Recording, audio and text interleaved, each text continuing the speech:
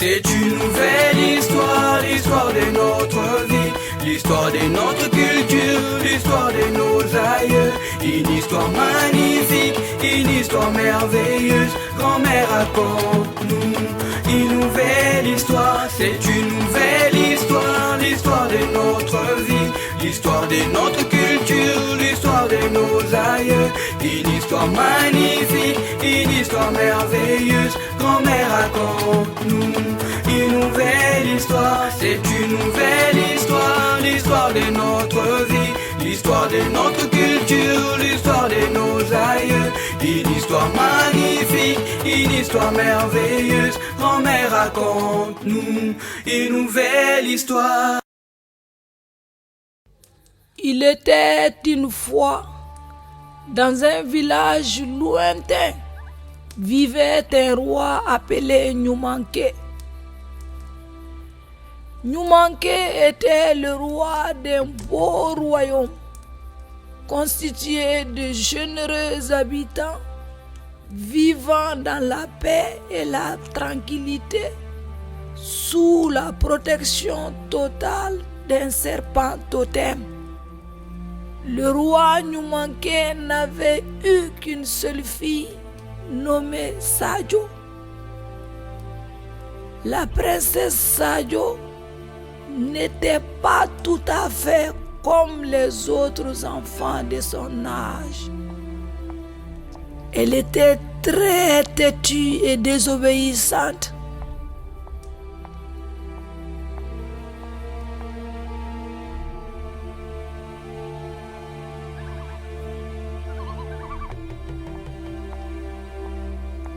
Et aussi très curieuse.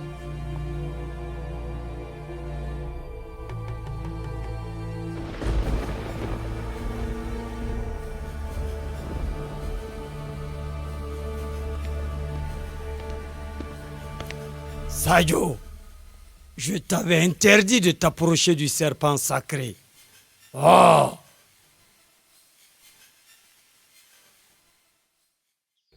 Le roi, désespéré du comportement de sa fille, fit appel à tous les sorciers de son village et même des villages voisins afin de trouver une solution pour changer le comportement de sa fille.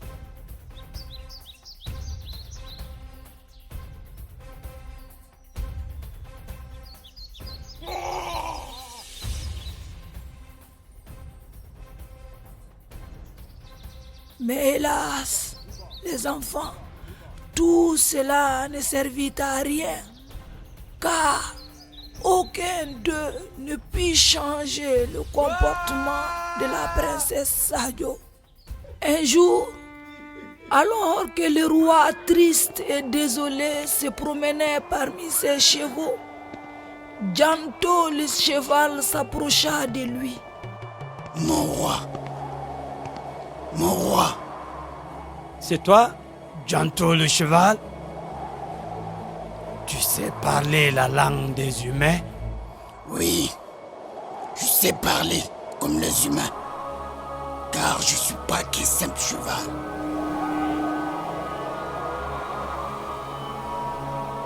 Mais qu'y a-t-il donc, Janto?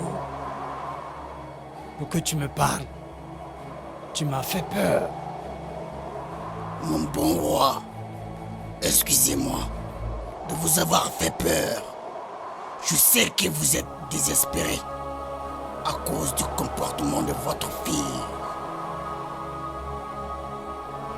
Mais comment, Janto? Je t'écoute.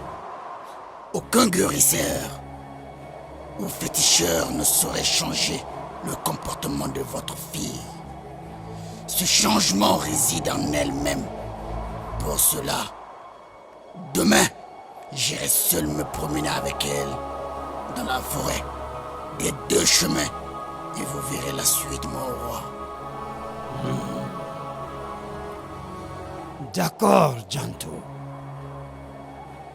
Mais fais très attention. L'un des deux chemins est très dangereux. Je sais, c'est celui de gauche. Mais comme tu le sais, c'est bien celui-là qu'elle choisira. Même si je lui disais qu'il y avait danger, elle ne voudrait jamais passer par le moins dangereux. Tu as vraiment raison, Janto. Mais je t'en prie, fais très attention. Oui, mon bon roi, vous pouvez compter sur moi. Pendant que le roi était assis sur son trône, très inquiet, et qu'il avait interdit comme de coutume à Sadio de sortir, celle-ci fit comme à son habitude. Elle appela son cheval Janto, sortit par la fenêtre et sauta sur le dos de ce dernier pour une promenade innocente selon elle. Mais quelle est cette forêt, Janto? C'est la forêt des deux chemins. Et il faudra qu'on passe par l'un des deux, car nous ne pouvons plus retourner par le chemin d'où nous sommes venus. Regarde, il a disparu. Alors, qu'est-ce qu'on fait maintenant, Janto? Nous allons passer par l'un des deux chemins. Un seul nous mènera au royaume. Donc, prenons celui de la gauche, Janto. Non, non, Sadio. Celui-ci est très dangereux. On dit qu'il y a des créatures dangereuses là-bas. Et que tous ceux qui sont partis par ce chemin ne sont plus retournés chez eux. Prenons plutôt celui de la droite. Non, prends celui de la gauche. Je veux voir ces créatures.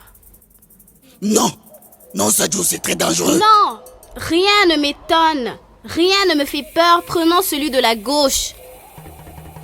D'accord, comme tu veux, Sadio. Je t'aurais prévenu.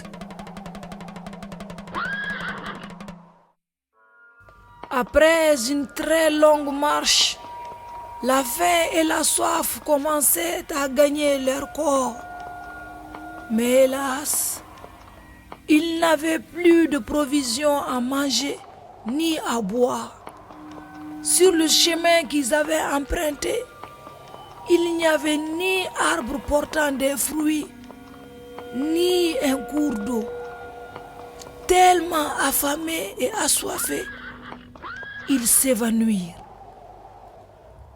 À leur réveil, les enfants, ils étaient surpris de se trouver à l'ombre d'un arbre et à l'entrée d'une grotte.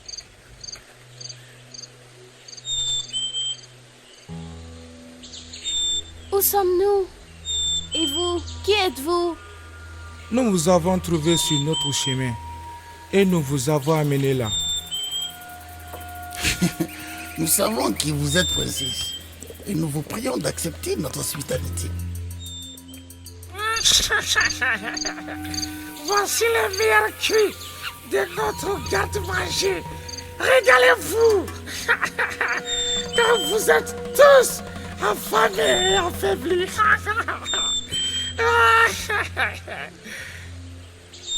Hé, Janto, arrête tes caprices et viens plutôt manger.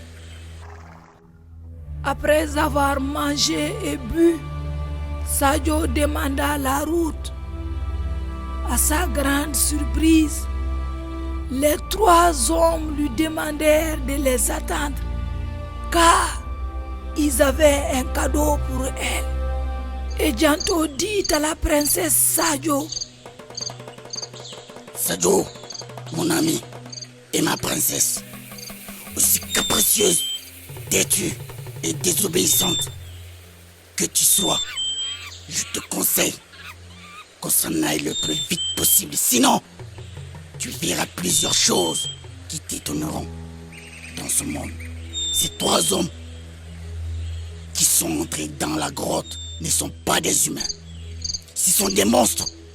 S'ils sortent et qu'ils nous trouvent ici, ils nous dévoreront. Et tous les deux. Donc, nous ferons mieux de nous en aller d'ici avant qu'ils ne sortent. Car moi, je n'ai pas envie de les voir sous leur véritable apparence. Allez vite, Sadio. Enfuyons-nous d'ici. Non! Qu'as-tu dit? Je ne partirai pas d'ici sans voir ces monstres sous leur véritable apparence. Sadio, ne joue pas à la fille capricieuse et têtue. Viens! Viens, Sadio! Non! Non et non! Donc, si tu es prête à mourir, moi je ne suis pas prêt. Je me sauve. Encore une dernière fois, Sadio. Viens! Pas question! Que Dieu te garde, ma princesse. Aussitôt que Janto fut parti, on entendit un bruit effroyable venant de la grotte. Les trois hommes s'étaient métamorphosés en d'effroyables monstres. L'un d'eux s'était transformé en un tigre à 2 têtes, un autre en un python à 2 têtes, et le dernier, les enfants, le dernier en un caïman à 3 têtes et 6 pattes. En voyant donc les 3 hommes sous leur véritable apparence, la princesse Sadio s'enfuit en appelant Janto au secours. Janto! Janto!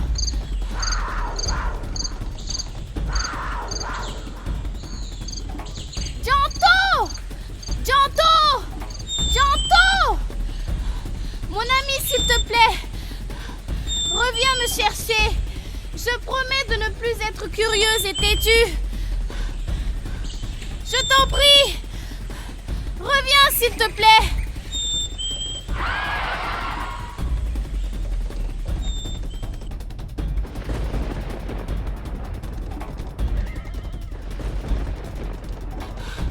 Tu ne peux pas savoir à quel point je suis contente de te retrouver.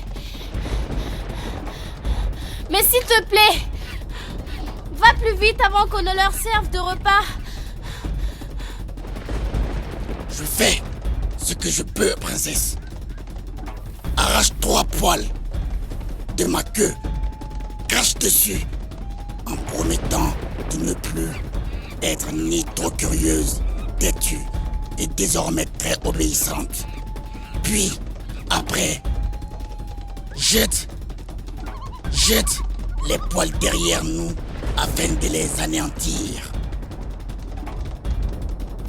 Je promets de ne plus être curieuse, ni têtue, et d'être désormais très obéissante. Je promets de ne plus être curieuse, ni têtue, et d'être désormais très obéissante. Je promets de ne plus être curieuse, ni têtue, et d'être désormais très obéissante.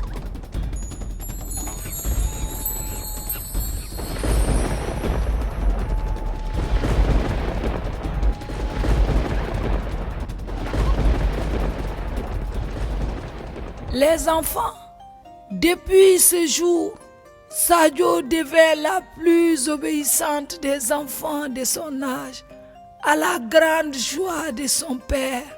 J'ai toujours fait des bêtises et désobéir à ma mère. Je promets qu'à partir d'aujourd'hui, je serai aussi sage que Sadio l'est devenu. Au lieu de me le promettre à moi, va le dire à ta maman. Cela lui fera plaisir. Maintenant, il se fait tard, les enfants. Allez-y vous coucher.